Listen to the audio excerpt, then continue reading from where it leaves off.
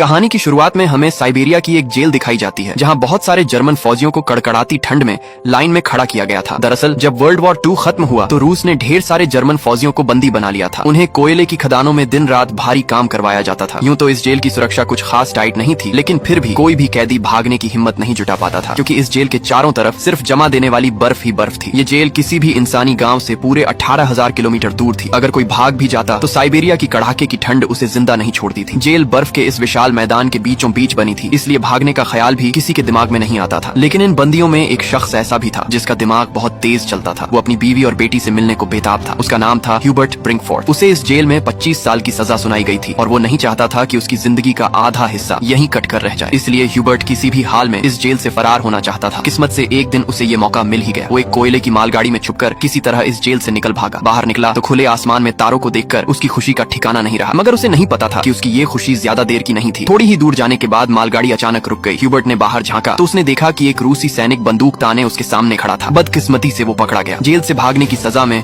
उसे एक खुली जेल के सेल में ठूंस दिया गया। यहाँ ठंड इतनी थी कि रात की बारिश ने उसकी हालत और पतली कर दी। उस सेल में उसे कुछ घंटे नहीं बल्कि पूरे 2 दिन गुजारने पड़े। 2 दिन गुजर जाने के बाद सुबह जेल का वार्डन उसके पास आया और उसे बाहर निकाला, मगर कोई सजा नहीं दी। बस इतना कहा, तुम्हारे साथी तुम्हारा इंतजार कर रहे हैं। उसे थोड़ी सी राहत मिली और जब ह्यूबर्ट अपने साथियों के पास पहुंचा तो वो सब डंडे और लाठियां लिए उसका इंतजार कर रहे थे। वो सब ह्यूबर्ट से बहुत गुस्सा थे, क्योंकि उसके भागने की वजह से पिछले 2 दिनों से उन्हें भी खाना नहीं मिला था। अब ह्यूबर्ट को वार्डन की बात का मतलब समझ आया। तभी बाकी कैदियों ने उस पर हमला बोल दिया और लाठी डंडों से उसकी अच्छी खातिरदारी कर डाली। इस पिटाई में ह्यूबर्ट इतना घायल हो गया कि उसे जेल के अस्पताल में भर्ती करना पड़ा। जेल का डॉक्टर भी एक जर्मन कैदी था। जैसे ही ह्यूबर्ट को होश आया उसने डॉक्टर से कहा, मैं फिर से जेल से भागना चाहता हूँ और तुम्हारी मदद चाहिए। डॉक्टर उसकी हिम्मत देखकर हैरान रह गया कि इतना सब सहने के बाद भी ये बंदा नहीं रुका। एक जर्मन फौजी होने के नाते उसने ह्यूबर्ट को समझाया, इस जेल से जिंदा भागना मुमकिन नहीं है और अगर तुम यहाँ से भाग भी गए तो बाहर की कड़कती ठंड तुम्हें खत्म कर देगी। मगर सच ये भी है कि अगर तुम नहीं भागे तो भी तुम्हारा यहाँ मरना तय है। कोयले की खदानों में कार्बन इतना ज्यादा है कि वो हवा के साथ तुम्हारे शरीर में घुस चुका है और कैंसर जैसी खतरनाक बीमारियां तुम्हें हो सकती हैं। इसलिए डॉक्टर ने कहा, तुम्हें एक आखिरी बार भागने की कोशिश जरूर करनी चाहिए। फिर उसने अपने सारे गर्म कपड़े,